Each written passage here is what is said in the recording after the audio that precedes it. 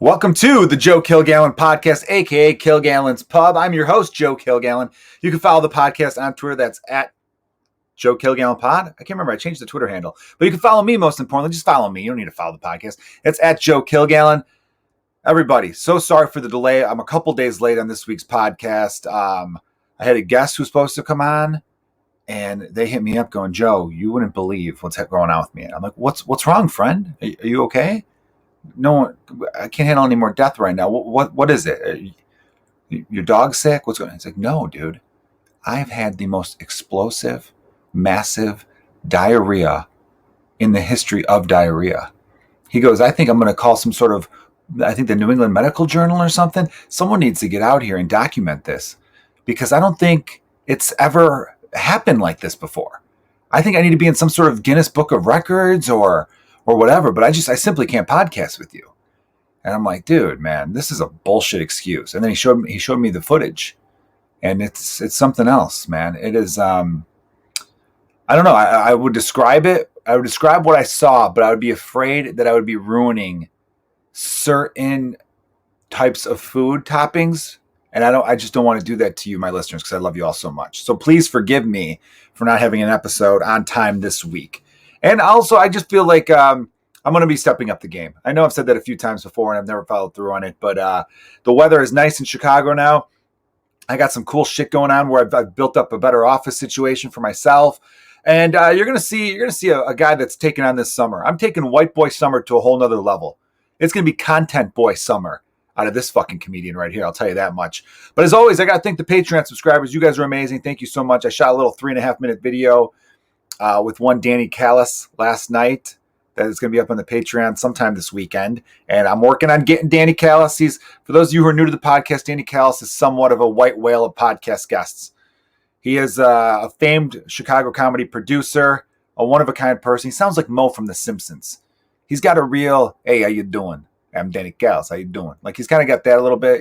He's like the only person who calls me Joey still. I was called Joey when I was like a Joey, a young kid, a child.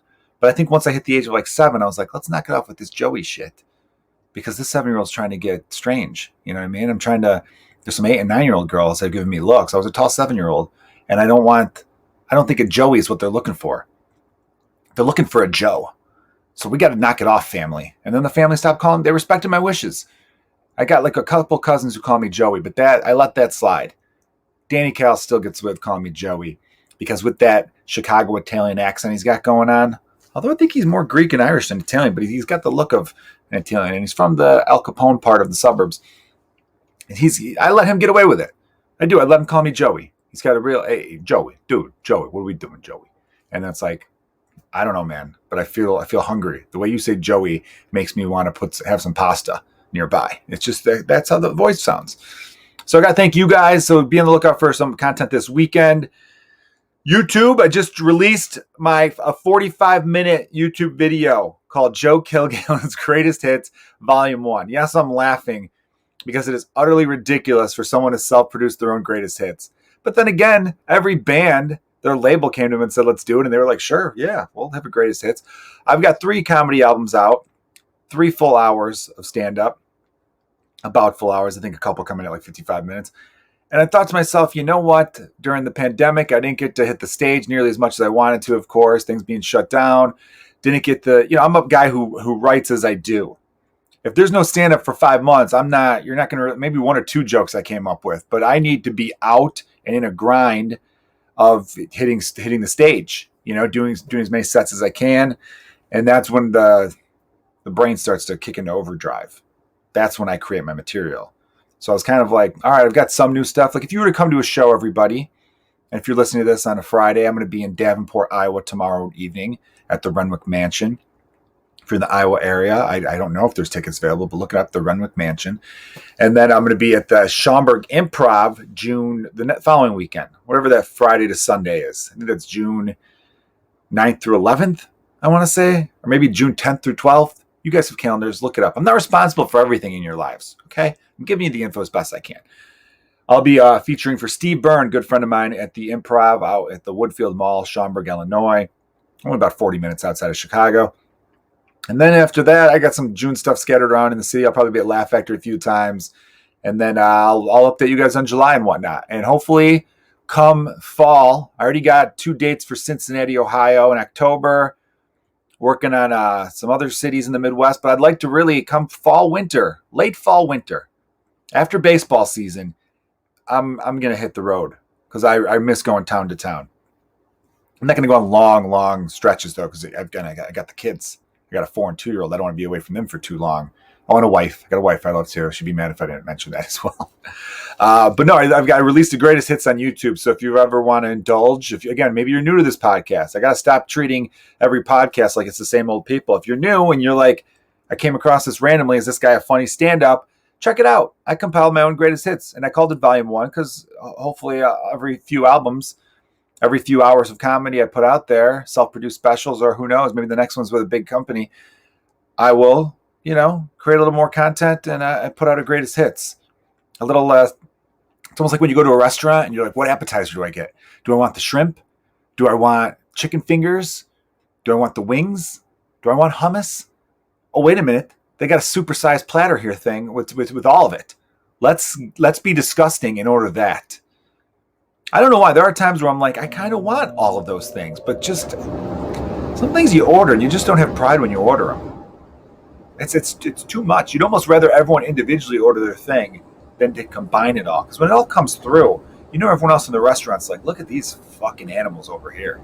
Couldn't decide, so you order the whole appetizer menu. Have some self-respect. That's just how they view it. Let me check my mic here. I probably did this. Yep, I did it. I fucked up the mic. So you're hearing a change in mic right now. That first 5 minutes was gold. I just realized this is so fucking annoying about recording the way I am. Again, if you're a first time listener, go listen to previous podcasts because normally I have guests and it's a little bit better of a flow. I have to say that when I use StreamYard, I have to still every time click on the right mic to use. Why isn't not default settings? I don't know. If you're listening and you're a computer person, you're like, Joe, you could probably go into default settings and it automatically defaults to it. Not every time it doesn't. Because I've tried to find that fucking option and it's just not there. So it's a bitch is what it is. So maybe I'll increase the volume a little bit up front to try to match the sound, but it won't work the same. Anyhow, that came into my mind because my fucking air conditioner went on in the background and I'm like, damn it. Did I not hit the thing before? I need to come up with a fucking checklist of all this shit. I told you I fixed up the office a little bit and that's what I got to do. I'm a guy who needs to follow a schedule. I never thought I was that guy before, but now it's becoming very clear to me that I'm that person. I need to come up with a schedule. Anyway, I was talking about food. My 4-year-old son, I love both my sons, but they crack me up. And little kids are picky eaters. I was a super, super picky eater growing up, so I'm not even surprised by that my sons would be. My wife's a picky eater still, kind of. As I've grown up, I don't consider myself a picky eater anymore, but there was times where I was just hot dogs and peanut butter and jelly, and that was all I was eating. So my son loves M&Ms. Great. He also likes ice cream cones. Also great. We have these little mini king cone things that he likes. I'm at the local Aldi, and by the way, Aldi has name brands now, so don't poo-poo Aldi. I'm there, and they have on sale these M&M king cone combos. So they're official from the Mars people. And, I'm like, hey, look, M&Ms. He's like, ooh, M&Ms. I'm like, on top of the ice cream. So this is a pretty sweet treat, right? Thinking I'm surprising him. He's going to be so pumped up. And he wanted no part of it.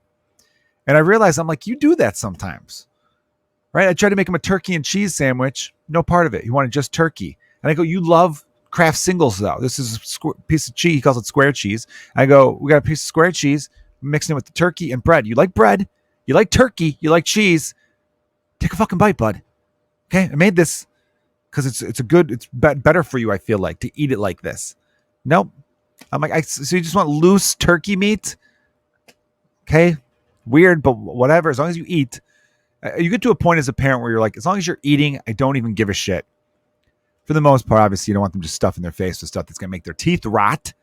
That's a phrase you stopped hearing when you were a kid and didn't hear again until maybe you were around kids. I remember hearing that a lot. You keep eating that, your teeth are going to rot. When I was like 7, And I'm like, you know what? Stop calling me Joey. Stop telling me about my fucking teeth. Because I got some 89-year-old women to talk to. When I was 7, if you were older than me, you were a woman. That's how I viewed it. All right.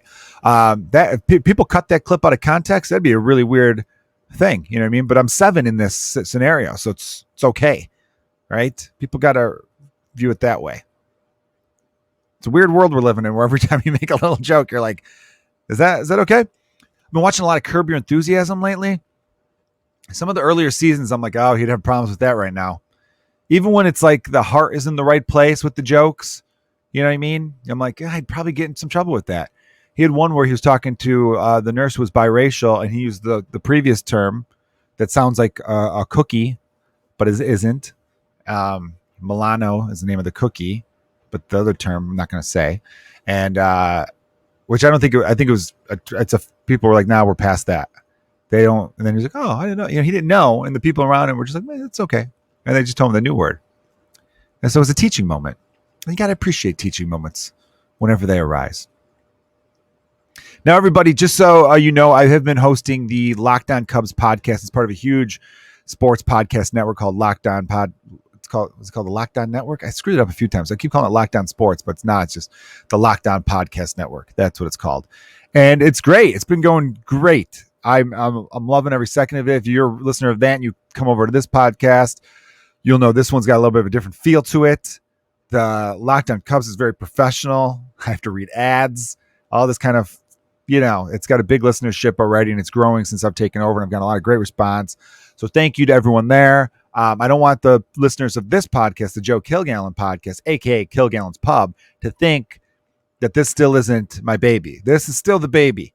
Okay. But at the same regard, I think I was getting used to the new thing. And then, of course, Samantha Berkman, was a good friend of mine, she passed away during the midst of all this, you know, starting a new gig and trying to figure out a new schedule for everything. I was thinking about what days am I going to do the Joe Kilgallon podcast, because the Cubs one is like a Sunday through Thursday situation, because I released the episodes Monday through Friday. So I kind of got to be ahead of the game there. And then Samantha died, of course. Real fucking dick move on her part, though, to die at a time in which I had a lot of shit going on personally.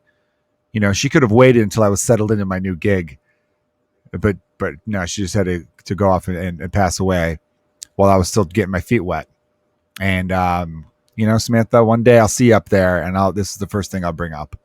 I'll be like, hey, real shit move on your end. You know what I mean? You couldn't have checked with everyone else's schedules before, right? That's, of course, a joke that I feel like Samantha Berkman would very much enjoy. I did mention that I wanted to cut up clips from the podcast episodes that she was on. She did a handful. And the Patreon subscribers, you were fortunate enough to hear a 10-minute bonus that she did back in, I want to say March, late February, maybe early March, in which I asked her a couple of really cool questions, and her answers when I was listening to the playback, I got the waterworks got going, as they say. I was trying to think of another way of saying crying, because everyone always says the waterworks.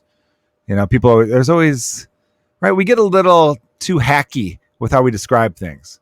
Crying is always the waterworks, or they go like, something's in my eye, or the tears just keep coming. Those three examples always, you know, you want to come up with something new. I feel like my eyes started spitting. Nah, I don't know if I like that one. We'll brainstorm something. A new slang to come up with crying in a way that's acceptable. Because the waterworks has been said forever. We got to step it up. What could be? I got a little. No, people say teary-eyed. I got a little emotional in the eyeballs. The eyeballs. I got a little eyeball emotional.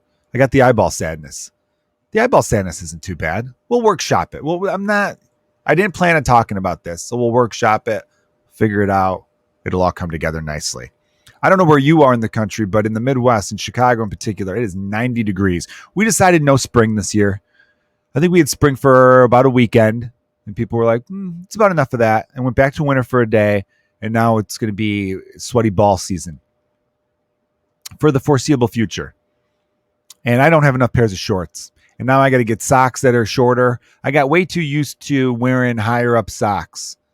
I used to be an ankle sock man year round, and then I found some nice winter socks that were a little thicker and looked cool. And then my sons for Christmas got me Captain America and Iron Man socks. So I was loving those. Got a pair of Cubs socks. So I was like, all right, but now that it's shorts weather, I gotta do something about these calves too. These are not grown man calves. I've got grown man shoulders. I got grown man biceps. I feel like I got a grown man chin. I got a wonderful penis, but the legs on me are really lacking. You know, I think my friends Lisa Traeger and Megan Gailey were once on a podcast. I think they were on Nick Vatterot's podcast where I came up and immediately started making fun of my legs, and I didn't know that because they'd never said it to my face ever. You know, and I was a little bit hurt because I'm like, hey, we could all bust chops. I'm a chop buster. I'm a ball buster. I'm a tit buster with all of us. We need to have a non-binary one. That's busting chops. If you're a non-binary listener, you don't identify one way or another, I'm going to say busting chops. If you're female, I'm busting your tits. If you're a dude, I'm busting your balls. Okay? Just to clear the air on those terms. But I'd never heard that before. So in my head, I'm like, what other things about me do they talk shit about behind my back? Or was that just special for the podcast? You know, like imagine if out of nowhere I just was on another podcast and I started trashing their eyebrows. Male listeners are going to be like, why the fuck would you make fun of anyone's eyebrows? The female listeners are like, oh my God, you do not talk shit about a woman's eyebrows. The women are crazy with their eyebrows, guys. I don't know if you ever say, hey, your eyebrows look like shit. Oh man, that's like taking a childhood doll and curb stomping it right in front of them. You take their little fucking American Girl doll, you curb stomp it, and they would be less hurt than if you would have said, hey, who did your eyebrows? Stevie Wonder? There needs to be a new famous blind person too. We're discovering this. Ray Charles, Stevie Wonder, I feel like the two most famous blind people in terms of modern references. Both amazing musicians. How about that? There needs to be a new famous blind reference. There needs to be a new way of saying I'm crying. You know what I mean? We gotta update things. I feel like if anything comes forward in this new world we're living in, it's let's update the slang. New world, speaking of, a lot of stuff is opening now. Are you guys excited about it? Part of me is and part of me isn't. I don't know. There are aspects of things where, no, don't get me wrong. I love being able to go to bars again now. I'm a stand-up comedian. Obviously, I wanted all the clubs to open, so I'm thrilled that comedy clubs are open again. But I went to a couple Cubs games when it was only 10,000 people were allowed in the stadium. And let me tell you, they were fantastic. The idea of still enjoying the thing you like and being enough of an atmosphere, being able to go to the bathroom without a line, being able to get beer and food without lines, just not being shoulder to shoulder with people. I don't know. I can't believe I'm even saying this because there are times where I'm like, oh man, look how awesome that crowd is, you know? But you know, I got older and things shift a little bit because as great as it is, I can't even speak. As great as it is to be part of like a sick crowd, like you're at a concert, everyone's just bouncing to the music, and that's such a blast. There are times where you're like, I really wish there was a lot less people here. You know, if a good 10,000 of you could get the fuck out of my way, I would be way happier right now. So yeah, I'm slightly torn. I don't know. I feel like I'm going to be at a Cubs game in the next week or two. There's going to be 40,000 people, and I'm going to get shoulder bumped by some drunk frat boys that I'm not going to like. And I'm going to be like, we don't remember how good we had it. We had it so good. Why did we complain? Why can't it just stay like I want things back open, but the smaller capacity was great because you still enjoyed some of your favorite bars. That was one thing that made me laugh when they're like, bars are back open, but they can only be at 50% capacity. I'm like, my favorite bars never reach 50% capacity. This is going to be wonderful. No problem on this end. So it's going to be one of the, you know, as far as wearing masks go, yes, if you're fully vaccinated, the CDC says you do not have to wear a mask anymore. I think, great, cool. I still don't understand the people who get mad at people for wearing them. Okay, you're one of those people that hated wearing a mask. You don't have to anymore if you're vaccinated. So there you go. You made it through the end of your horrible nightmare of putting cloth over your dumb mug. But why does that make you mad that other people are going to choose to continue to do it? Aren't you about freedom? They're choosing to still do it. I don't know what I'm going to do. It depends where I'm at, I believe. You know, because I'm fully vaccinated, so I'm technically would be allowed to not have a mask on. It depends the situation. Maybe I'll wear it if I'm around people who I think it's going to make them upset. I'm like, oh, I bet these pricks will be real mad to see someone wearing a mask. I'm going to wear it. I'm going to walk in there and they're going to be like, why are you wearing a mask? I'm going to be like, because I have COVID and other diseases. You want to fucking make out? Don't fucking talk to me.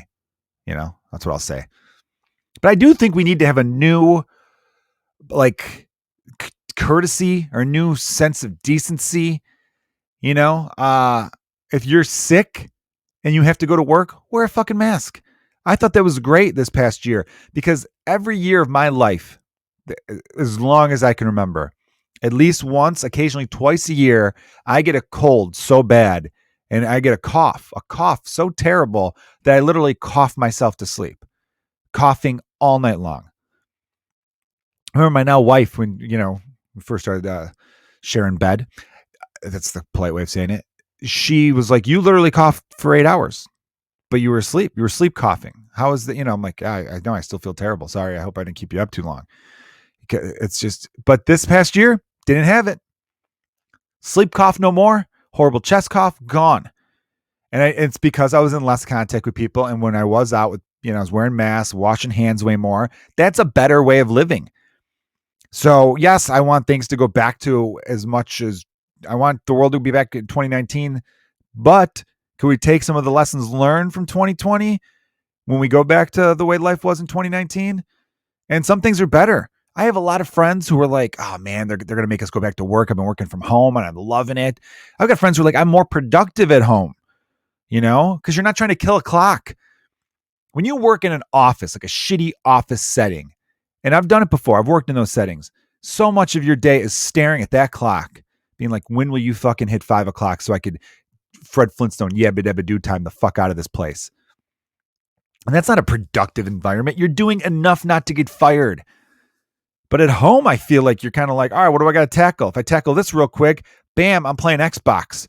Or if you're awesome like me, you got a Nintendo Classic Mini and you're playing RBI baseball, and then you found the old Tiny Toons game you were really good at and you're dominating that, right? That's a way better afternoon than dealing with a bunch of dickheads that you would never even associate with if you weren't forced to share an office with. So yes, I think keep having people work from home as long as they're productive. And then these big companies are like, oh, cool, we don't need 20,000 square foot footage of office space in a downtown market that's way overpriced. We could get rid of that. Maybe we'll have a smaller office with like a conference room, and once a week people could come in for like a meeting and then talk about an agenda or some shit. I think that's a way better plan. So I'm trying to find the positives that came from this past year and administer those going forward. If you got the sniffles, if you're sneezing and you're gross, wear a fucking mask when you go out in public, right? It's not about you. It's about protecting other people around you. Also, if you run a company and your employees are happier at home, let them be at home. Done, right? So yeah, those are two things that really stand out to me. They're going to be far better. And also from another standpoint of the employer-employee relationship, how about you value people? Treat them better. Pay them more. Because I'm hearing a lot of people being like, fast food restaurant. Pretty much every shitty place you would never want to work is having trouble hiring people. Everyone. And everyone thinks it's a problem of because of unemployment benefits like were extended. That's what people are just going to keep going with unemployment so they could. Well, yeah, no shit. But are you not seeing the bigger problem? You know who's not having problems hiring people? Companies that actually pay well and treat their employees well. They're not struggling. It's every shit fucking place you would never want to work for. And I know some of you are like, what about the small businesses? They're going to hit it the hardest. Listen, if you open up a business and you couldn't factor in paying someone at least $15 an hour, then sorry, your business isn't going to survive. And I'm not going to fucking feel bad for you. Should have figured out a better business plan. I'm supposed to feel sorry for you because you don't get to fucking exploit workers. You don't get to fucking pay someone $6 an hour to man the grill. So I'm supposed to feel sad for you. Oh no, you didn't get to achieve your dream of ripping people off. Aw, what a bummer. Why don't you fucking get back behind the grill yourself? Try to do it that way, And then if there's that's the thing too. That's the biggest lie about the economy in ever, is the idea that how people hire people. Here's how people hire people. It's literally supply and demand. So whenever you hear a politician say we need to cut taxes for corporations and then more jobs will occur, they will not. They will only hire people if it leads to them making more money. It's that simple.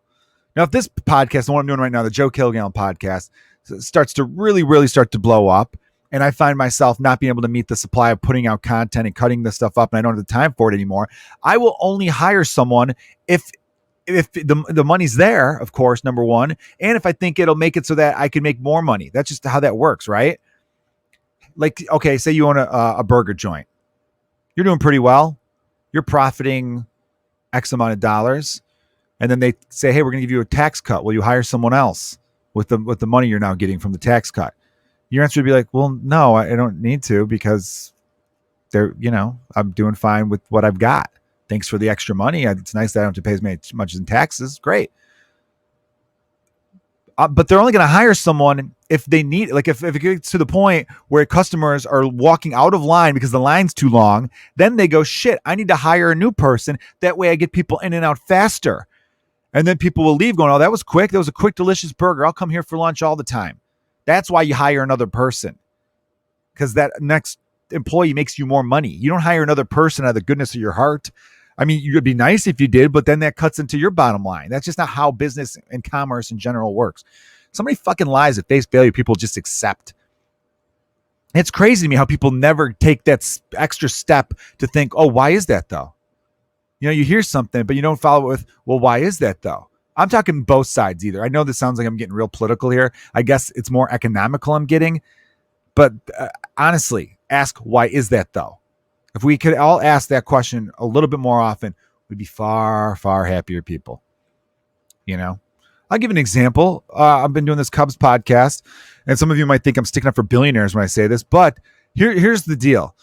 The Ricketts family, the owners of the Cubs, they borrowed pretty much all that money to buy the Cubs. Now, this is a flaw in our entire system, so I'm not really sticking them for anything. I'm just stating the facts of the matter. So they borrow all this money, right? So they have to make payments on this. So when things are going great, that's awesome. They make the payments, no problem. And the bank is happy to lend them this money because they have this huge asset. So when I hear people say like, oh, the Cubs were just evaluated as the fourth most valuable franchise in Major League Baseball, they're worth $4 billion. And then I see people tweet stuff like, a team that's worth $4 billion isn't going to go out and get another starting pitcher, or they had to trade a starting pitcher who's making $20 million, all that kind of stuff. And I agree with you. They should spend more, and they can spend more, and they're being cheap in a lot of ways. But you can't, being evaluated at $4 billion does not mean they have $4 billion. That means if they sold it, they'd get $4 billion. And a lot of you might be like, well, then sell it, right? No, because they want to own the team because it's an appreciating asset, and they still profit off of the team. But they need to profit a certain amount to pay back the bank. And they can't pay back the bank unless they have the team. So it's just this weird circle of like, who owns what really, The whole economic system in this country is just made up. Money's not real. I saw a great analogy where someone said like, all right, you go to a hotel that has $100 reimbursement. It's $100 for the room, but if you don't like it, they'll give you a refund the next day. All right, here's the $100. The next day, I had a bad time. All right, here's your $100 back. But that owner took the $100 you gave him the day before, already brought it to the bank to pay off a bill, and then those people paid off another bill, and then say that money went back to someone who owed the hotel manager money. And then the hotel manager takes the money that he got paid back and gives it back to you. Where, you know what I mean? Like that money got circled around and it really doesn't even exist at that point. It's that I explained that terribly, by the way. I'm going to find the exact TikTok video I saw. That's where I'm getting my education from, everyone. TikTok now. It made perfect sense the way the skinny guy on TikTok was explaining it, though. I definitely think that there is a lot about the economy that is good, but there is so much about it that's terrible. His comedian friend Kyle Ayers, who tweeted yesterday he had have like emergency brain surgery and all that, and his insurance company just drops him. Like, I thought that was completely unethical and all that, but I think it is, and he's going through the process. But he shouldn't have to go through some fucking crazy process. He's dealing with enough. He literally had to have surgery on his fucking brain. They cut his skull open. And in between that, he has to deal with paperwork and calling insurance agents and all that shit. Just get rid of it. Get rid of it. It's not anti-capitalist to say, hey, we need a fucking universal health care in this country. We need a Medicare for all system because way too many people are getting sick, and it's embarrassing that the most wealthy country on the planet can't take care of people when it's sick. Oh, greatest country on earth, really? Anytime someone gets sick, they're fucked. That GoFundMe is our goddamn healthcare plan. That's what it's come down to. Oh, you're sick? Cool. Get all your fucking friends together to donate money. It's just dumb. It's dumb and it's immoral, and and I disagree with it on so many different levels. We're asking to take one industry and say, hey, this one industry is not going to be for massive profit. Okay? Doctors will still get paid well, nurses will still get paid well, but all the money left over doesn't need to be lining the fucking pockets of people who aren't really doing shit other than exploiting people. Really what it comes down to. All these fucking things to why you know what it is though? It's because the fucking CEOs and the corporations, really corporations I should say, they pay off the politicians. It still blows my mind that the EpiPen was the invention of that, the discovery, the creation of that was funded by us, taxpayer money. But then that guy gets to patent it. And then the patent was sold. And then the new guy was like, oh, this thing that was like $50 before, I'm going to make it $800. Why? Because fuck you people. That's why. Because I'm a money-hungry piece of shit sociopath. Because that's the only explanation. Anyone who takes a fucking instrument like the EpiPen, and that other fucking prick, that Martin Shkreli loser piece of shit, who took AIDS drugs, and, I can't swear on the other podcast. I'm going to be swearing way more on this one. Who took the AIDS drugs that were vital for people to live, to survive, and marked them up 1,000% more than they previously cost. Only a sociopath would do a thing like that. Hey, this medication that's necessary for you to exist, I'm going to make it way harder for you to get it. And a lot of you are probably going to die because you can't get it anymore. But I'm going to make more money. Isn't that great? If I ever met that guy, I would literally break every tooth in his fucking mouth. I'd grab by the back of his stupid, scraggly, fucking stringy-ass bullshit hair and just start fucking smashing teeth in. I would. And you guys know me. I'm not a violent person. I would fucking do that. Because just the existence of a person like that, damn, dude. That's why it comes sometimes I wish we did live in a different era. Because if back in the day, like imagine during like Braveheart times, like early 1300s, late 1200s, if there was someone out there who's like, I discovered medicine that's going to stop leprosy or whatever the fuck the big thing was at the time. Oh, that's great, man. Everyone give me everything you're worth. Wait, what? If you get this, you have to give me everything you're worth. It'd be like, oh, is that what you think? Hey, someone give me that big, huge rock. I'm going to smash your fucking skull in. I'm sorry, here you go. It'd be like that.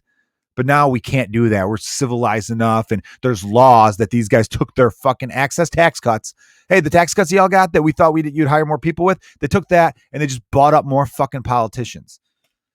Just saying, like this, if this country is truly going to fucking live up to its potential of being this amazing thing, you got to get money out of politics. That's the number one thing we got to do. Get money out of politics. I feel like that's a strong note to end the podcast on. Thank you for everyone for listening to about 32 minutes of me rambling. I apologize for the audio issue early on in the podcast. I hope you still heard me clearly enough.